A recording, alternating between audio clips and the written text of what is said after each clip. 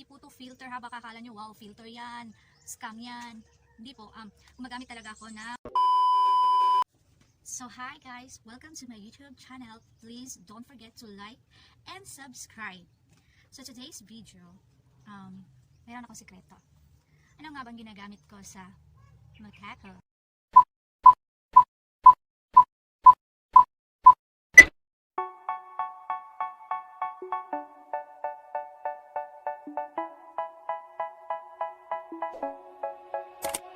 They say, oh my God, I see the way. Let's get started.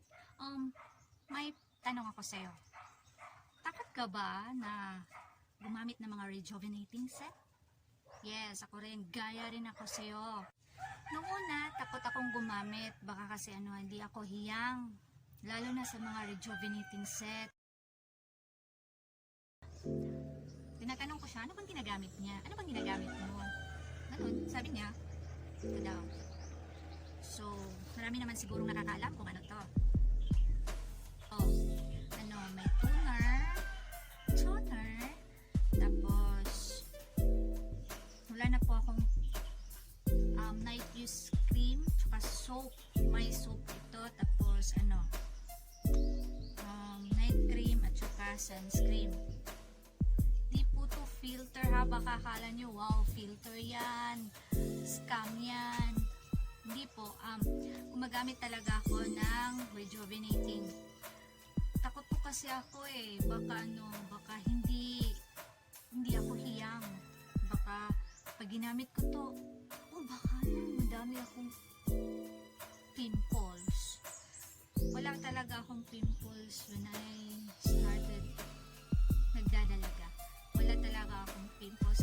Meron, pero hindi medyo madami. Yung kumbaga, sumasabay ako sa uso kasi wow, ganda niya, pumuputi siya. Disclaimer lang po pala, pag gumamit ka po ng Brilliant Rejuvenating Brilliant Rejuvenating Facial Toner or Rejuvenating Set, may iba, madami kasi ito may Brilliant, may Perfect Skin, ano pa ba? Basta madami yung mga rejuvenating set. May ano pa ba? Derma set ba yun? Tapos, kumbaga, saan ka lang hiyang talaga? Kagaya ko, hiyang ko sa Brilliant. Pagkatapos kong gumamit ng rejuvenating set, dapat sana, yung next na gagamitin ko is yung Brilliant Whitening Set. Set din siya. Di ko pa na-try. But out of stock kasi, trending kasi yun Brilliant. So, gumamit na lang ako ulit ng rejuvenating set.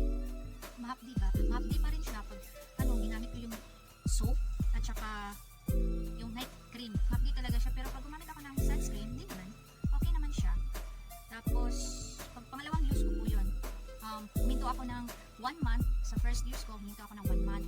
Tapos, pagbalik ko, yun, kaso walang stock po ng Brilliant Whitening Skin Care. Charot. Yun ba? Brilliant Essential Skin pala. Doon, huminto, saan ba tayo? Doon nga, huminto ako, tapos bumalik ulit ako sa ganito, Brilliant din.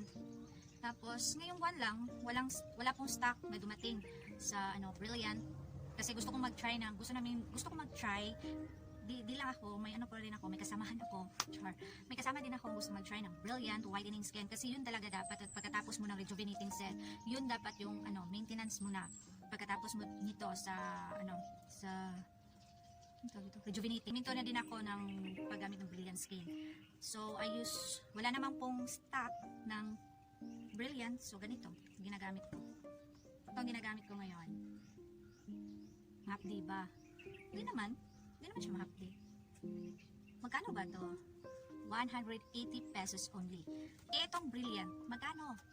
300 pesos. Mas, gusto ko to kasi effective talaga to siya Pero sa akin lang, nahiyang. At sa iba pa din, nahiyang din na ganito ang ginagamit nila hanggang ngayon. Pero dapat talaga, gagamitin mo pagkatapos ng first time mo palang mag-use, pagkatapos talaga, gagamitin mo, huminto ka muna ng isang buwan, or gagamitin mo ulit yung whitening na Brilliant. Tapos ito, ginamit ko lang to, bago lang. Kala ko kasi di ako hiyang nito Takot ako bumili kasi baka hindi ako hiyang. Then, when I saw my classmate before na nag-use siya nito, okay naman sa kanya, brilliant moisturizer din siya. Tapos, ganito din ang ginagamit niya. So, nag-try din ako. Baka hiyang po kasi sa akin. Not only me, but my, yung kasama ko din. Ito pala yung, sunblock. Ito ba? Okay, sunblock. Set na po rin ito siya. Mas mura. Pero, kung first time mo lang gumamit nito, hindi ko po alam kung effective ba siya. Kasi, gumamit na kasi ako ng ito siya, night cream. Gumamit na kasi ako ng Brilliant. So, hindi ko po nakita yung effect niya. Hindi ko po kasi nakita yung kung effective ba siya talaga. Tawan ko lang sa iba, yung first time na nag-use nito, or yung hiyang nito din. Pero, mas maganda to siya kasi rejuvenating set din po to. Maganda naman yung effect niya, yung niya sa akin, hindi siya mahapde sa mukha. Tapos, rin siya, pang Korean. Parang Korean ka pa rin. Yung glass skin na gusto mong i-achieve, yan yung niya, yung effect niya sa akin. Okay naman, so sa mga nagtatanong, wow, dami kasi nagtatanong sa akin, wow, ano bang ginagamit mo? But, daw yung mukha ko, gloomy, dry. Gumamit talaga ako ng Aba Beauty.